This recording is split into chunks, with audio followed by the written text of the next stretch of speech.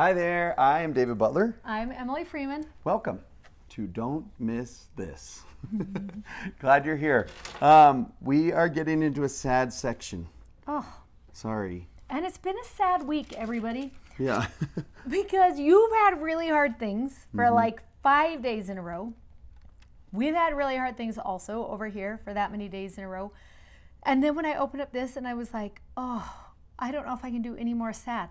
Do you guys know this about me? I don't know, but I have a sad rule, which is I just don't watch any sad movies ever, or any sad TV shows, or read any sad books. And my family knows, and they protect me from the sad things. They'll say, "Oh, Mom, you cannot watch that movie." It's surprising you like the scriptures. Because do you have parts ripped out? No, but now don't say that, because now you're making me think, what should I not read? Except for this is true. This is true. I am scared of Job. I am. Oh, really? Yes. Oh, wow. Well, Like sometimes I next just year. want to just be like, pretend like that's not in there. Oh, and I ripped out the David and Bathsheba chapter Okay. because it makes see? me so sad. So we both don't really love sad things. But it was one of the first rules I ever learned about you when we became friends. Do you That is remember we true. were on that bike ride? And I was like, have you ever seen this movie? And I can't remember what it was. And you It's were the like, boy in the striped pajamas. oh, no. It was my favorite movie, the La Vita è Bella, The Oh. Beautiful Life, the Italian one, Yes. but similar, World War II, Yes. concentration camps. And Anyways, the you first were- question I asked is it sad? Does it have a sad ending? And then you said, it's World War II. Of course it is. Then I was like, I can't watch it. That was probably the first fight we ever got into. 'Cause do you Fight? remember how mad you were at me for not watching sad movies? I think you have a skewed memory. Okay, of meanwhile, when I turned to this page, I was like, oh my heck, you've got to be kidding me. This life has already been so hard and sad already for a week. And then it's this right Yeah. now. And then it actually ended up being really sweet because I found so many things that I was like, oh, I actually am in need of this right now. And so if you are someone who feels like all of your blocks have been knocked down, or you just feel like the sky came crashing down for some reason, or also if there has been something in your life recently where you just look at it and you're like, did God forget about me in that moment? Like, was I overlooked? There was even one morning this morning when I woke up and I was like, I was going to say my prayers, and then I was like, but I'm just so disappointed with how things turned out. And I don't know if you can say this or not, but I was like a little bit disappointed with God, that I was like, why did that happen that way? And like, how do you reconcile those things? And I kind of wonder if that's where these people are in this moment. Well, it seems to be, and if you, I think it might be I'm trying to think of where I read it in the Joseph Smith papers, but even the letters that Joseph is writing during this time that precede some of the revelations that he sends. So you may know this already, but a lot of times he'll write a letter and then also include the revelation. So there's like a letter from him and then a revelation. And those are really cool to read because they're kind of show you the state of mind and heart. And there is a lot from Joseph about that, where he's just like, wait, why did this happen? And he'll say, you guys, I think maybe this, or I think maybe that. And I'm with you, and I don't know. And it's, it's interesting. Earlier today in Institute, we were looking at that story of John the Baptist when he goes to prison. And he sends the messengers to Jesus and asks him, are you really him? Like, are you really the one we've been waiting for? And that seems really out of character for the man who stood in the Jordan River with Jesus and heard the voice in the dove and who testified of him in the belly, all Yes. those things, for him to like question whether, but then you're like, oh, but he's in Herod's jail. And maybe what he's really asking is, wait, I thought you were like jailbreak God. And I thought you were like problem preventer God. And are you really you're not who I thought you were going to be, because I thought you were going to prevent this from happening, or I thought you were going to step in and you didn't. And I'm still in jail. So Yeah. it's interesting that dispensation and then this one, these saints, Yes. and it kind of shows you what it means to be a saint. And then life, even like this past week. And there are going to be some times in our life, and I love that we have this line right here, that it doesn't matter where we are in our spiritual journey. There may be mornings we wake up after a really hard night and say, is God good and can he be trusted? And those are really hard questions. And if you start there, this becomes a really vulnerable lesson, but also such a powerful lesson. So we should start out and just talk about where were the saints. Okay.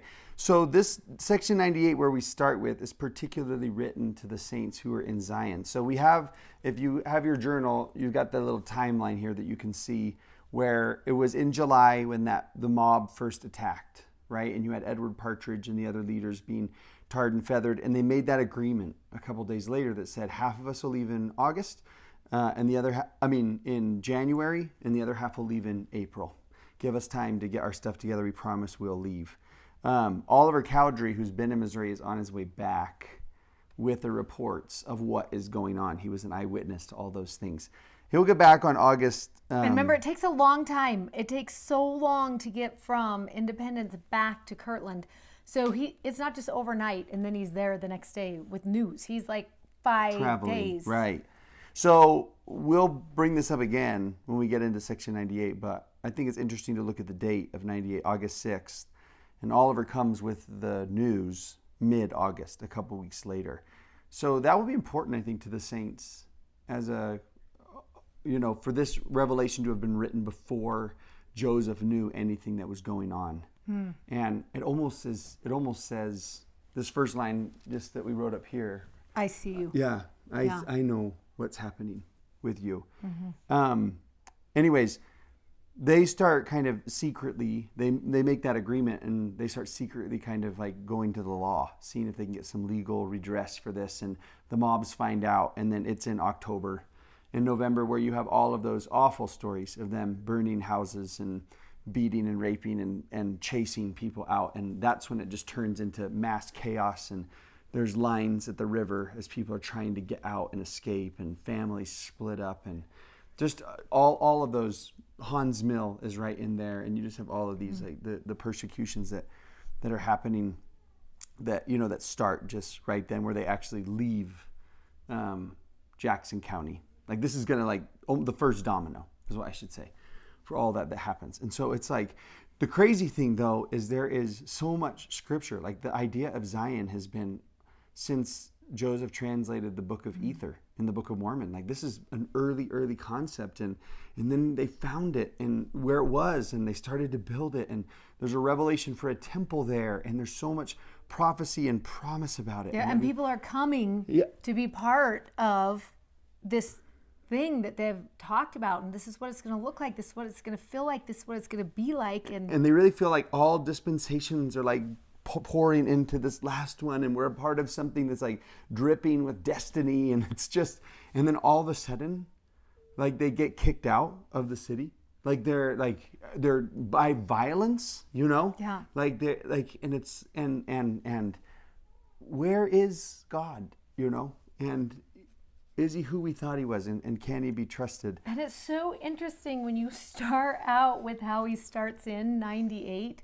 Because I just want you to think about a time in your life where maybe it felt like God didn't show up, or things weren't going the way you planned, or you were praying and you were doing all the things you were supposed to be doing and living and thinking and praying, and still, instead of just the thing you wanted not coming to fruition, but the opposite of that thing is actually what you experienced.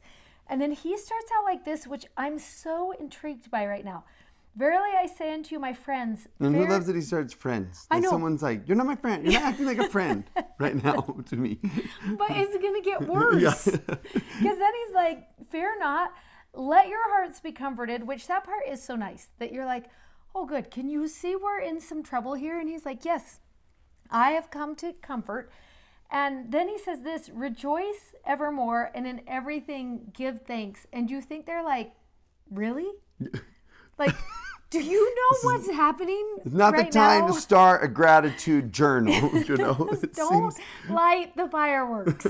It's not what's happening here. And then he says this, wait patiently on the Lord, for your prayers have entered into the ears of the Lord of Sabaoth. And it's interesting to think of that word Sabaoth, because sometimes we read that and we think it means the Lord of the Sabbath. But the Greek translation for Sabaoth is actually the God of angel armies, or the God of hosts of angels, in the sense of a God who will come and fight this battle with you. Which again, I think to myself, that's a really hard title for him to introduce himself as right now, because actually from 98, things are not going to get better. Right. This is not the moment when angels and fire and chariots are going to come off the mountain. This is not that moment. And so it's so tricky that he's like, let me remind you who I am. Let me tell you that I see where you are. Like, there's a lot in there of angst in my mind, that as he's talking about and introducing who he is. And he says this, I'm giving this promise to you with an immutable covenant that they will be fulfilled. And all things wherewith you have been afflicted shall work together for your good and to my name's glory. I think those are probably 3 verses that the saints held on to at that time. I would have been like, okay, he sees us. He's telling us there's going to be reason to rejoice. He's reminding us he is the Lord of these hosts of angel armies, that he's going to be there. And that all of this affliction is actually going to turn to our good. But this is in August, everybody. This promise that comes is in August. And November is when everything is going to get so hard. And how do you reconcile something like that? Nauvoo will come. And we have to remember that. Nauvoo will come, but so will Liberty Jail before this is over. And what an interesting dynamic to watch this process, and why is it happening, and what is the lesson there? And that becomes what this whole lesson is about. Yeah, and it's interesting too, like this word in verse 1 where he says, let your hearts be comforted. And even though it doesn't sound like something that you want to hear at that time, it's also like this beautiful advice where it's like, listen, you can either let your heart fall into commotion and worry and fear, or bitterness, or anger, or I mean, sometimes if that thing is bad enough, you wake up and you feel so betrayed that you could easily go to a place of anger or bitterness. And the fact that he's like, let your heart be comforted, that's hard. Well, and it's almost like, because he is the comforter, it's almost like he's asking, like, let me have your heart. Because I know you're guarding it from me right now because of what you assume about me right now. I know you're keeping it from me because you think I'm going to do hurt to it. Yeah. Based off of what you've seen. And he says, will you please let me have it? I promise I will be good with it. I promise I will comfort it. I promise I will encourage it. But you can see him understanding that somebody would be like, no, I actually see you as an enemy right now. I do not see you as a friend. And he's just like, but I am a friend, you know? And he there's a lot of things in here. We put 1 through 3, but we also skip down to 11 through 14. Yeah. Just some more advice. And one other thing about those verses, I do love that these are the words that he says: recorded, sealed, a testament, sworn, decreed, granted, immutable covenant, promise that I will work all of this together for your good. That's so good. And it's so such covenant language. Right. And there's so many words there that are just like, this is not a pinky promise. Yes. Right? Some of you consider pinky promises immutable, but like he is saying, like, this is like, I will not let this go. I won't let this turn bad for you. Yeah. Like, I'm going to turn it to good. And I think it's so interesting when we get into those sections in 11, or those verses 11 through 13, where he talks about, what do you do if you're in a time like that? Like, what should you do? How should you respond? And that's something I think we probably all ask ourselves in those moments, because we know what we're supposed to do, right? And we're supposed to go back to the Sunday school answers, and we're supposed to just keep going. But like, if the hurt is big enough, it's really hard to dive back in. There might even be some days where you're like, I just don't even feel like praying right now, because that's how disappointed I am in this relationship or this situation or this whatever thing is happening. And I love when he says to them, here, let me help you know how to respond to what's happening right now. First of all, in verse 11, cleave unto all good. Like, can you just try? I see the hard. I see the really hard things. I see the disappointment. I see where you feel like things have gone wrong. Can you cleave unto the good right now? And which is so interesting to sit back and be like, okay, what is there good? Where is the good? And if I had to go back, and I would be like, okay, I actually can see this was good, and this was good, and this was good, and even miraculous in some places as I start trying to lay out those things, which is so good. Yeah, like you look at that story of the girls, right, who get the papers and go into the corn.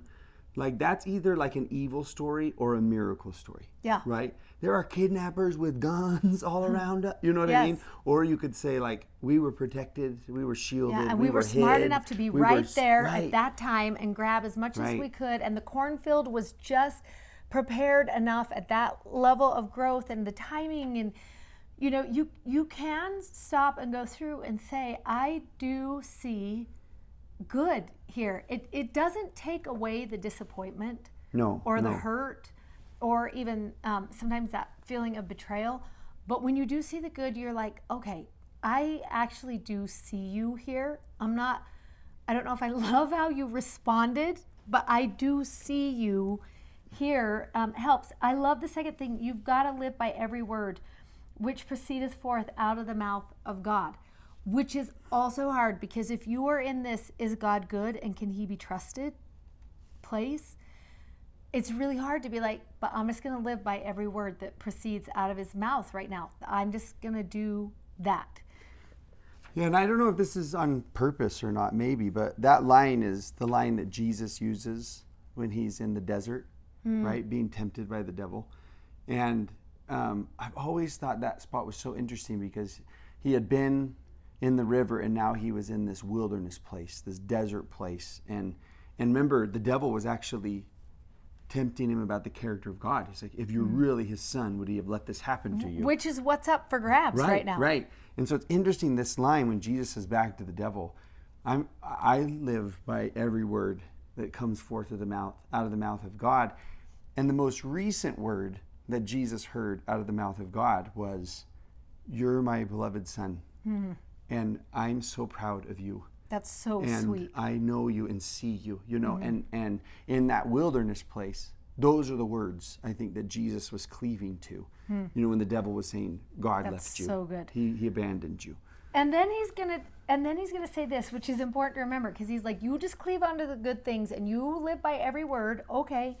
And then you want to be like, the next verse you want him to say, and I'll just fix this, right? Isn't that what you want to have happen next? You do that, then I'll fix this. That's not what happens, everyone.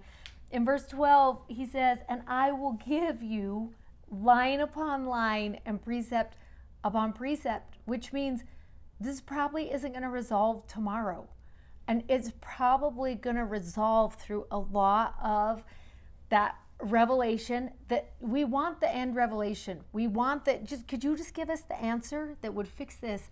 And what he says to them is, you cleave to the good and you live by every word, and I'm going to keep leading you, and you're going to eventually get to the end, but I will try you and prove you herewith. And that's hard, because they know what that feels like right now, right? Yeah, They're like, wait a minute, I don't know how much more of this I can do. And maybe it was I was listening to a talk from President Irene, where he said, like, everybody experiences all sorts of different trials and are tried in different ways, but the actual test or proving is the same in every one of those circumstances. And it is, will you still be true and faithful to God despite what is happening around you. Ooh, Whether that's it's so good and mobs so hard. or sickness or whatever it is, the question really is, will you still be true and faithful to him? And it requires us to ask that question, like, is he a trustworthy God? And I think that's... And it's so interesting because when you get to 13, then he's like this. Here's what you have to do is lay down your life for my cause. And sometimes that's literal,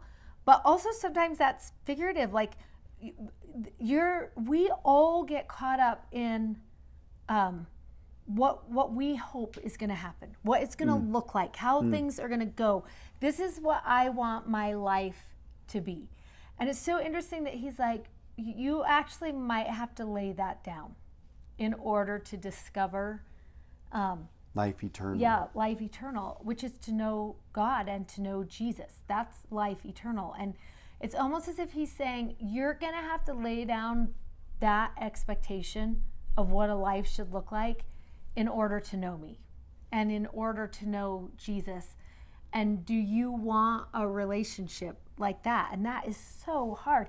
And that's not the only hard thing he's going to ask, because it's so interesting, because then he goes into not just being like, life might not turn out the way you had in mind, but don't worry, all things are going to work together for your good, but not tomorrow, but over time. And they're having this conversation.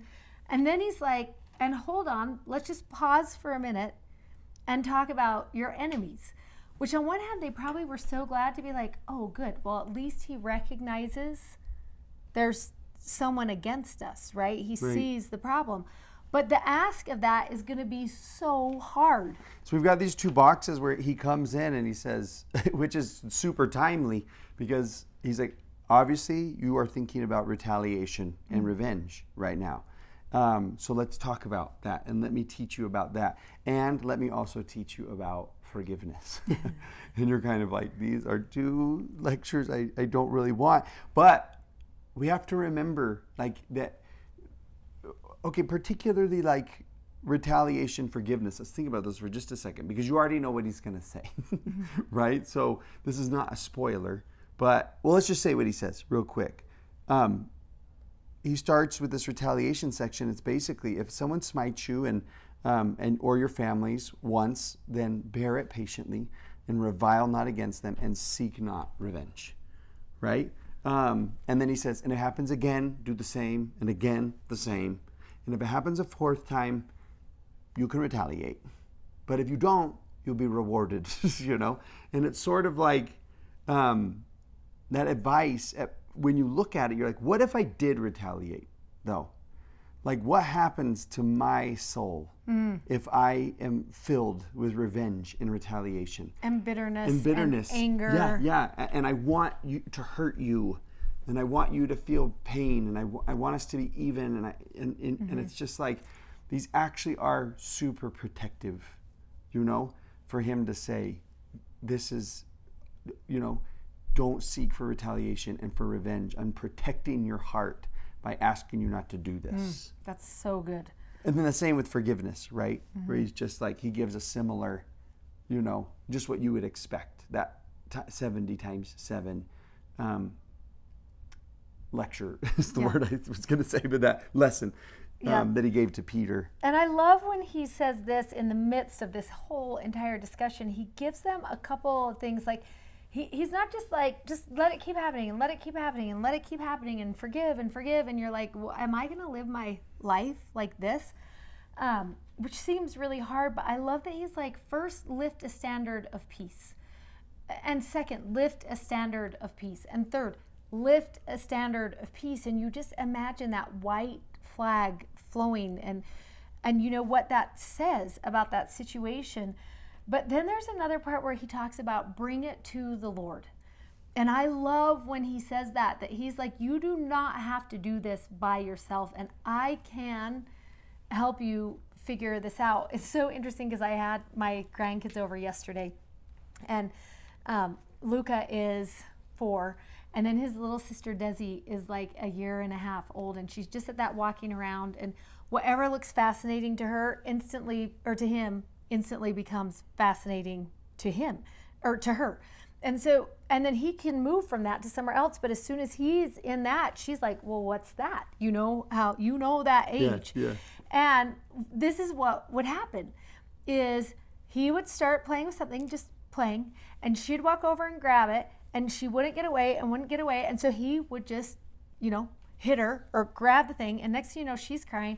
And then he's having a little timeout, and then it recycles over and over and over. And I finally said to him, next time, if Desi is coming over to get your thing, all I need you to, because I don't see it every time. I don't see it happening every time. If you could just say, Nana, I need some help, I would run over and pick up Desi, and then you could keep going, and do your thing. And it was so cute because for the rest of the night he practiced that. Nana, I need some help. And the thing is, it didn't fix Desi. It's not going to make it so she never does that again. She's going to keep coming. She's 18 months old. It's going to happen for the next year.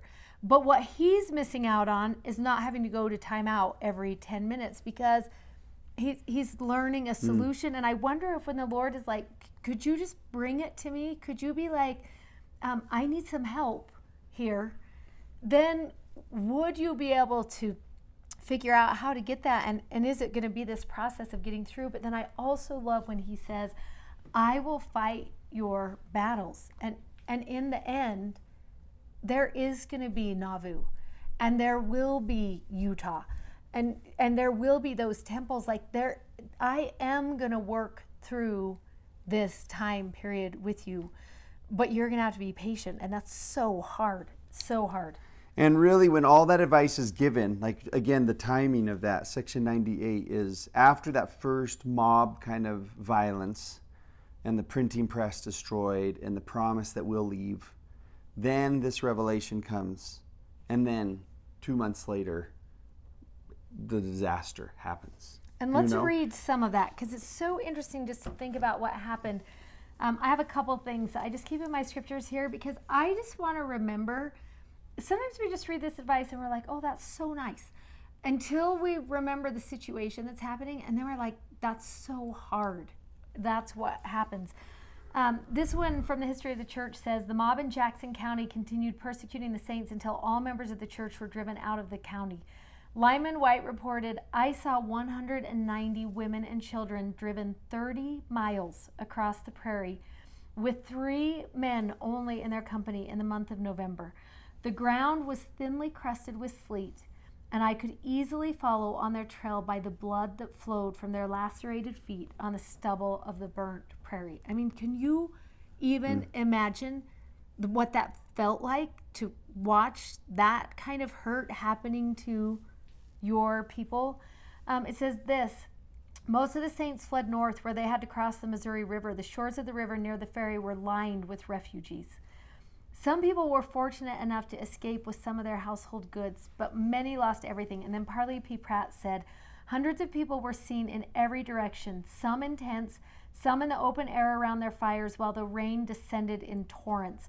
Husbands were inquiring for their wives, wives for their husbands, parents for children, and children for parents. The scene was indescribable and, I am sure, would have melted the hearts of any people on the earth except our blind oppressors and a blind and ignorant community. And I really can just imagine them in that moment just looking up to the heavens and being like, where are you? Yeah.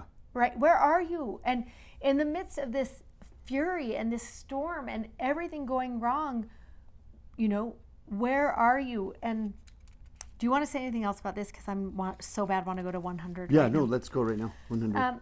I really love this funny lesson that is right in the middle of these 2 chapters because 98 and 101 go right on the heels of each other. I mean, it's still just working through this process of what about all of these people? What are we going to do with all of these people and this awful situation that's going on? And in the midst of it, there is this little moment when Joseph and Sydney are going to go into New York. And there's one verse that just jumped out at me this morning because it starts out and it says to Joseph and Sydney, don't worry about your families right now. I'm going to take care of them. In me there is all power, which had to be questionable to them at that time because they were like, really? Then should you be doing something about independence, you know? And he's like, just listen to the counsel that I'm going to give you. Because, and then he starts talking about these people in this place, in the regions round about, and an effectual door is going to be opened up. And then he says this in verse 4, therefore, I, the Lord, have suffered you to come unto this place, for thus it was expedient in me for the salvation of souls. And I just want to think about this for a minute. In the midst of all of this, like, fury and trouble and hardship and the sky falling down, there is this little moment of pause where the Lord is like, I am going to send you to this people for the salvation of their souls. That's the work that is being done right now. That's the work.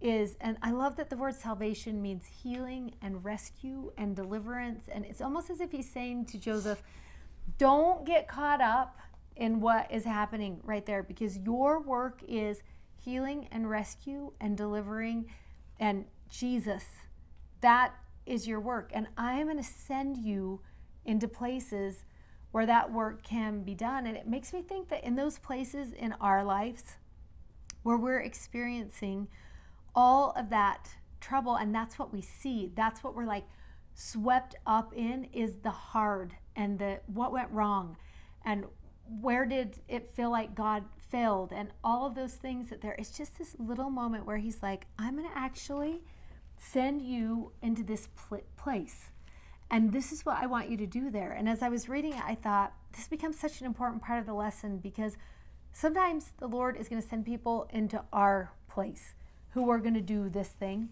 and sometimes in the midst of our trouble and trial, he's going to say to us, here, let me remind you of your true purpose. Just like, let me remind you, you are beloved. Mm-hmm. Let me remind you that I see how good you are. Let me remind you that there is a purpose for you here. Rise up out of the trouble. Rise up, and let me tell you how to walk this path. And maybe the things that you are experiencing, the hardships, are equipping you to do that work even better. Yes, you know? That's so good. So as you go through here, I'm just going to tell you some of the things that I wrote down in mine, and you may want to spend a little time in section 100 and just think, what does the Lord need from me right now in my spaces and in my community and in the people who I'm interacting with every day? I love when he says to them in verse 4, I, the Lord, have suffered you to come unto this place. Or you can swap out that word suffer for allowed. I have allowed you, and we're going to talk about that again in just a minute, to come into this place because it was expedient for the salvation of souls. And this is what I need you to do here. Lift up your voice. Speak the thoughts that I will put into your hearts. I love that thought. For it will be given you in the very hour, yea, in the very moment, what ye shall say. And have you ever had an experience like that where you get to be the person who gets to walk into a situation? God allows you to be the person who gets to enter into the hard space, and he puts those words in the very moment, in the very second, what would be healing or rescuing or delivering or saving for someone in that moment. I love that. And then it reminds you of that aspect of his character that, I mean, Jesus, when he taught us to pray, said, pray for daily bread. You know, when we're like, no, I would rather you tell me what's going to happen next week and next month. And I'd like you to plan this out a little bit better. But just like he'll give words and thoughts for us to speak, he'll also give like the comfort and strength and patience, sometimes in the very hour or very moment that for we that need day. It. Right. For that day. I love that. I love that he says, come with solemnity of heart and meekness and bring the Spirit there. And he says to them, expound Scripture. That's what I need you to do, is expound Scripture. And it makes me think to myself, am I reading in a way that would allow me to use these verses for healing and deliverance and rescue? Is that how I'm reading my scriptures? So that when I get into that situation, when I'm tapped on the shoulder for that moment, the Lord is like, this is the right scripture for this moment and for this situation, and to be in there and getting that, I feel like is so important. I love when he says this: if you can do these things, you will know the certainty of the things pertaining to the kingdom.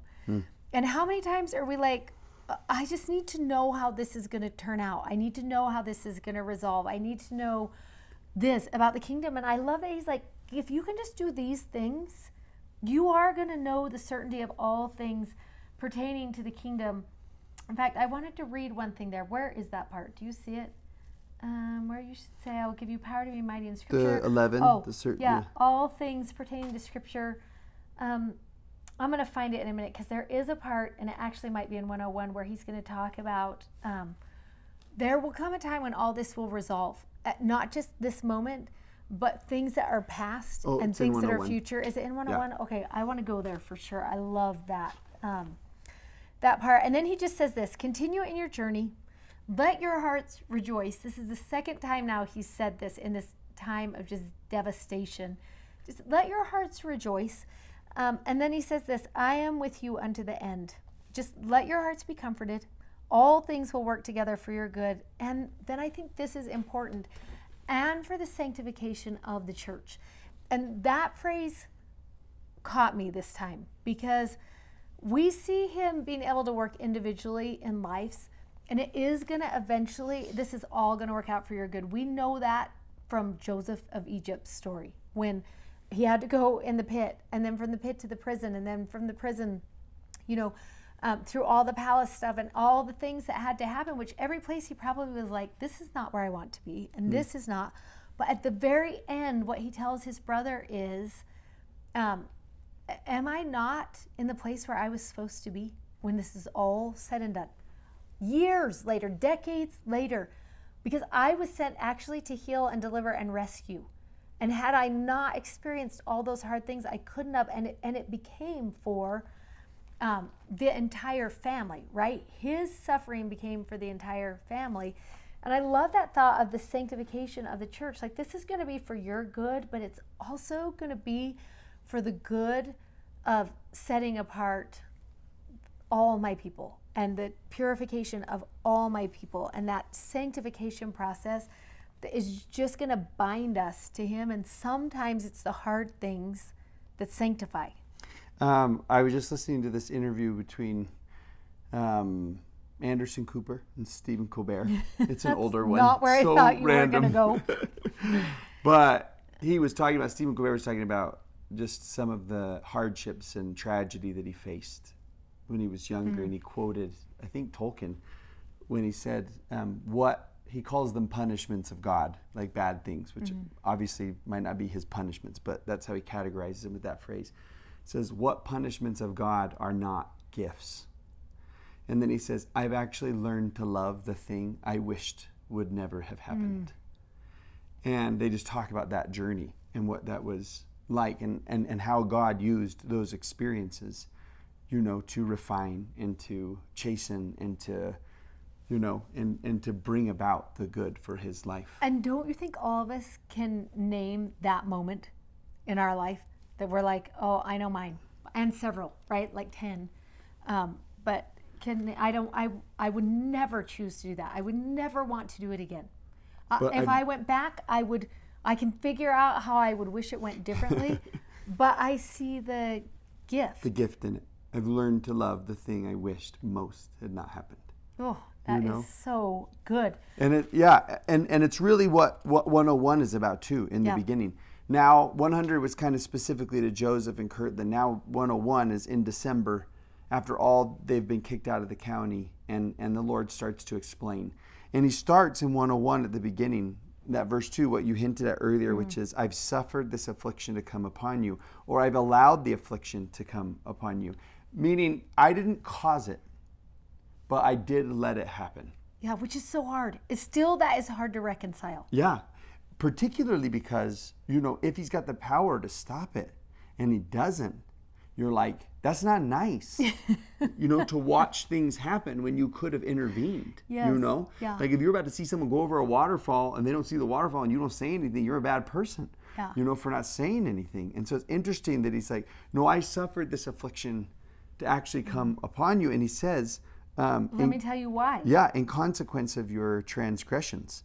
Verse 3, because you need to be chastened and tried, even as Abraham was, and to be sanctified. Yeah, and verse 5, I love when he's like, remember, I just told you I'm trying to sanctify you, but you can't be sanctified in the state you're in right now. Yeah, and he tells him in 6 what that state is. Well, yeah, because he says, like, there were jarrings and contentions and envyings and strifes and lust, and you had lust and covetousness, and he was like, and do you know what would happen to you if those continued?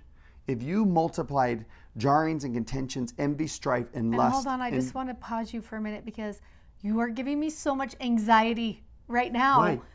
Because don't you feel like that is a little bit where we live right now when you talk about jarrings and contentions and envyings and I'm strifes, not giving you and I'm anxiety. Verse 6 is. Don't blame me. Verse 6 is giving me anxiety right Well, now. That I want to be like, okay, what should we do? What should we do? Yeah, well, it's interesting because he says that line, it's polluting your inheritance. Like your inheritance was to be Zion. It was to be a community of faith and love. And unity. And you're polluting it with those things. And you're it's not going to happen. You're pouring poison into the water. And it's like, and if you kept doing it, you would kill yourselves. You'd ruin yourselves, right? Like if you continued those things over a lifetime, who you would be and what you would end up doing to each other is disastrous. And so I let them come in. You know, I didn't and I was cause slow them to listen to your prayers. I didn't want to. Well, of course you were going to pray, stop them, right, when they're at your gates, you know. But I think it's also interesting to like nuance a little where he says, I allowed that affliction to happen. A lot of it was by their choice, right, where they essentially said to the Lord, we don't want your protection, you know. And once he kind of left the picture, now you're on your own sort of thing, you know. But so it really was by their invitation that we don't and want you here. And it is important, I think, to just stop and say here, sometimes we experience trials and affliction because of choices we are making. Sometimes we experience those things just simply because we live in mortality. And sometimes we experience hard things because of the choices people around us are making. And it just is important to remember that there are going to be hard things. We're going to live in times like this. This is the mortal journey. And sometimes it's our own fault. Sometimes it's the fault of the people we're with. And sometimes it is just simply because God allows mortality to do its work in us. And we wish that we lived in the place where everything was a miracle, you know. Oh, miracle here, miracle here, miracle here. And that's heaven. And we will live in that place eventually. But this is the proving ground right here. And less of a proving ground, even though that's what he uses. But it's the ground where we get to choose what we want and how we want to come out of this. And I think that's important to remember. Yeah. It's interesting that he goes through all that. You were slow to hearken. You took my counsel lightly. You know, you only came when you were in trouble. And then he follows it up with this verse 9, where he says, verily I say unto you, notwithstanding all of those sins, my bowels, my heart is filled with compassion toward you. I will not utterly cast you off. I've not forgotten you. I've not turned my back on you. And in the day of wrath, I will remember mercy. And it just makes me think about sometimes when the kids are like climbing on the balcony outside or jumping from couch to couch or whatever, I will tell them, you are going to get hurt if you keep doing that. And they ignore me. And then finally I say to them, like, when you get hurt, I'm not sad. Just so you know. So don't come crying to me when you fall off because I'm not going to be sad. You know, which is a lie, 10 for 10, you know? So true. And I just think of that idea, like as a father, where he's just like, listen, even though it was your fault, even though you ignored, I'm still going to run to you. I'm not going to turn my back on you. And I'm going to remember mercy. And then it's so interesting how he moves and starts talking about hope. And he starts giving them promises. And it's neat how there's like opposite words starting in 13 where he's just like, you've been scattered, but you will be gathered back together. You're mourning, but you're going to find comfort. Your houses have been burned down, but you're going to find crowns in heaven. Things have been broken, and they're going to be built back up again. And in the midst of that is that awesome line in verse 16 where he says, "Be still and know that I am God." And when he says, "Know that I am God," it's almost like he's saying, "And remember what kind of God I am." Be still. You're so distracted by all of this going on, and remember what you know about me, and remember our relationship, and so good. and what I am like. I love too that he wants to do this. I love that moment of like, be still and remember who I am, and keep that in mind. But I love too that the next thing that's going to happen is he's like, stop being so focused on what isn't right here, what's wrong, what feels like it's unfixable. I need you for just a second. I've got to lift your eyes and let you see where we're going, because the hard thing is if this is as good as it gets, it's hard to stay. Yeah. Then you're like, why am I here? Because if this is as good as it gets and it hurts this much, then I don't know how long I can stay in this. And I love that he's like, here, let me show you where we are going. Let me show you what this is going to eventually be, because hold on to the promises. That's what I need you to do. And you love that this lesson started out with those words that you listed at the beginning, which were, I am a promise keeper. That's who I am. I am a promise keeper. And let me tell you what the promise looks like. And he says, this is what's going to happen. All things will become new. Enmity will cease. Can you even imagine? This is this section 22 through 36. Yes, in 101. Finding stuff, yeah. 101, 22 through 36. I can't even imagine living in a time where there wasn't enmity, because we experience so much of it every single day, everywhere. It's just constant. It's in the news. It's in the schools. It's in social circles. It's in politics. It's in the world. It's between nations. It's like, it's everywhere. Can you imagine if it was just gone? I love that he says this, if you ask, it will be given. There will be no sorrow. Oh, and then this is the part that I loved. And I will reveal all things. Where is that part? 32 and then 33 and 34. Yeah, all things. And then he says this, because I think all of us have questions. We all do. We all have those moments where we ask, is God good? And can he be trusted?